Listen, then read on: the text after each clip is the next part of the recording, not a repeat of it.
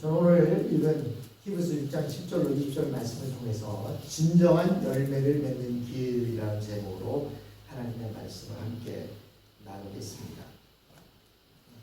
하나님 안에서 우리가 열매를 맺어야 된다 이거 했는데, 그러나 열매 맺는 일에 실패했던 사람들을 우리가 지난 시간에 살펴보았습니다. 오늘은 그렇다면 우리가 어떻게 해야 열매를 맺을 수 있을까, 오늘 본문을 통해서 간단하게 살펴보도록 하겠습니다. 오늘 우리에게 가장 중요한 것은 어떻게 하면 성경 속으로 들어가서 진정으로 변화되어서 완전한 새 사람이 될 수 있느냐라고 하는 것입니다. 히브리서 저자는 우리가 잘 이해하기 어려운 말씀을 하고 있습니다.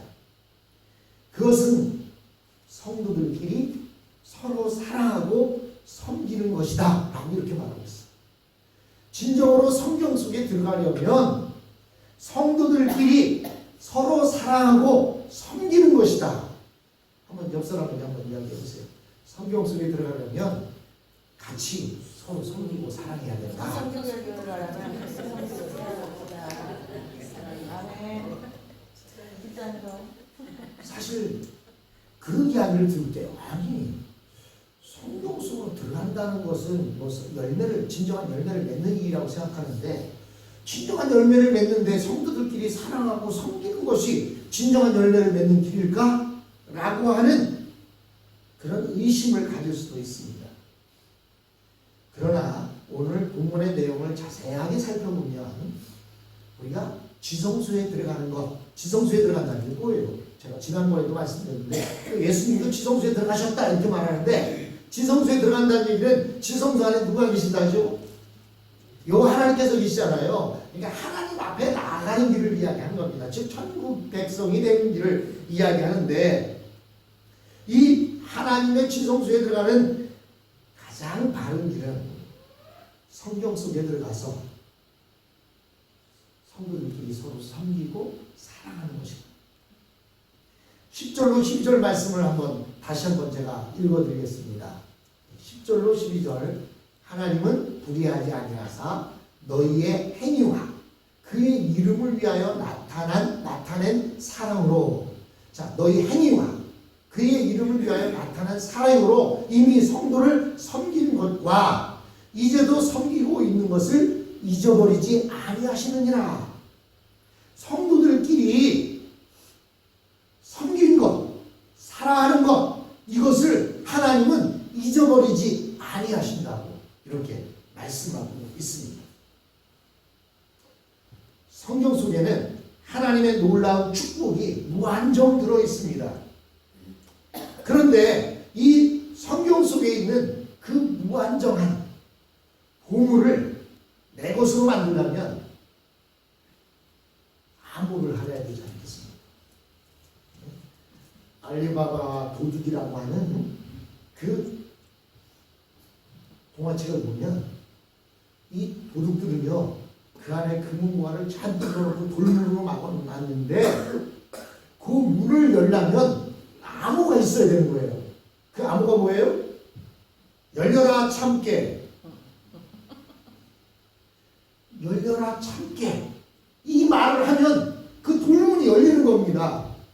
그럼 우리가 성경 안에 엄청난 보물, 무궁무진한 보물이 들어있다고 하는데, 그러면 그 안에 들어가려면, 우리 예배당에 들어오려면 1004 핀번호를 눌러야 들어올 수 있듯이, 또 알리바바와 도둑 속에서는 열려라 참깨라는 말을 해야 문이 열리듯이, 성경 속에 들어가려면 그 금은보화를 내 것으로 만들려면 그 암호를 알아야 된다니까요.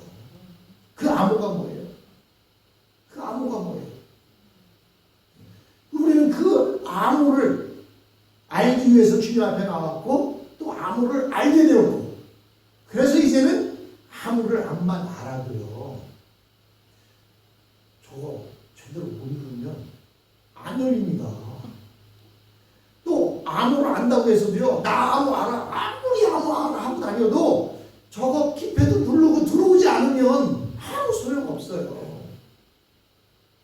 아는 것이 중요한 게 아니지. 많은 사람들이 나름대로 성경 안으로 들어가서 그 무궁무진한 보화들을 내 것으로 만들려고 온갖 수고를 다했지만 결코 그 안에 있는 보물을 꺼내는 데에는 실패했습니다. 그 이유가 바로 그 하나님의 금방 안으로 들어가는 입구의 횟수를 몰라서 그랬던 것입니다.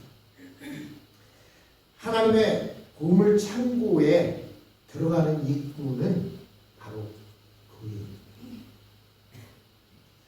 교회 입구에 들어오려면 1904 천사를 눌러야 들어오는 것처럼 교회에 들어오면 하나님의 보물을 만날 수가 있습니다.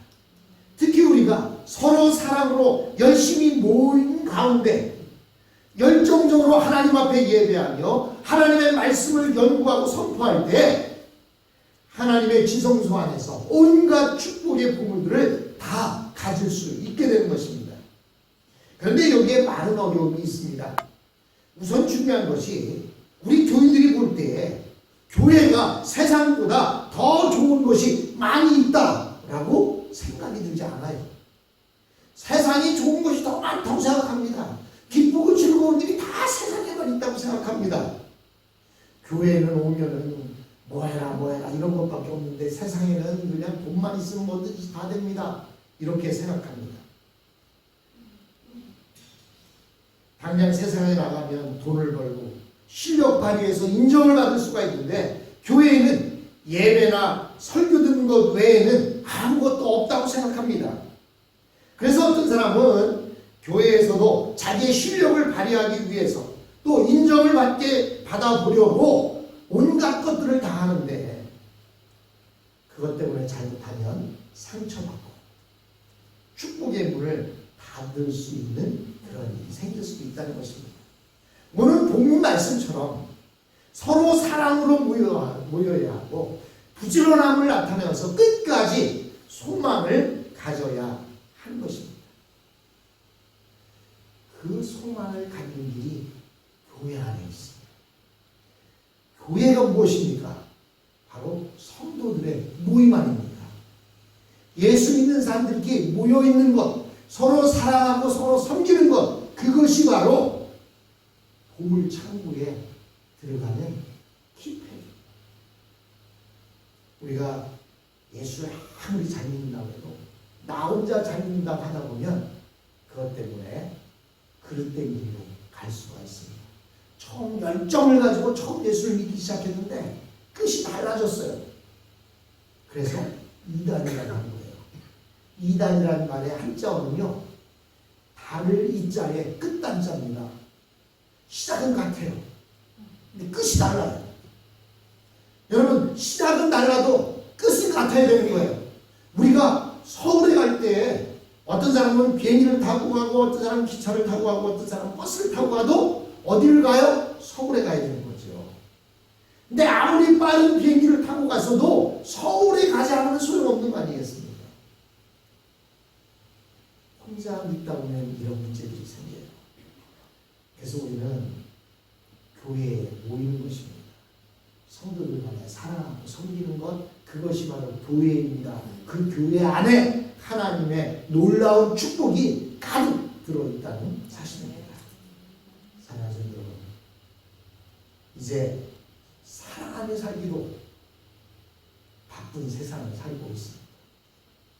또 돌아보면 이 중에서 제가 가장 젊은 사람 중에 하나인데 제 인생을 놓고 봐도 제가 살아야 지금까지 살아온 날보다 더 살겠습니까? 사랑하며 살기도 아까운 세상, 아까운 시간들 원망하고 짜증내고 화내고 시기 질투하며 살 필요가 뭐가 있겠습니까? 하나님의 지성소에 들어갈 날이 가깝습니다. 그렇다면 어떻게 해야 돼요? 서로 사랑하고 섬기며 살아야 하겠습니다. 한번 옆에 사람 돌아보고 얘기하세요. 우리 서로 사랑하고 섬깁시다. 한번 드셔보세요. 사랑하고 섬깁시다. 네, 앞에 사람하고도 얘기해 보시고 뒷사람, 우리 제일 보십사님 어떻게 저만 쳐다보고 저한테 얘기하는 거예요? 예, 감사합니다. 예, 기도하겠습니다.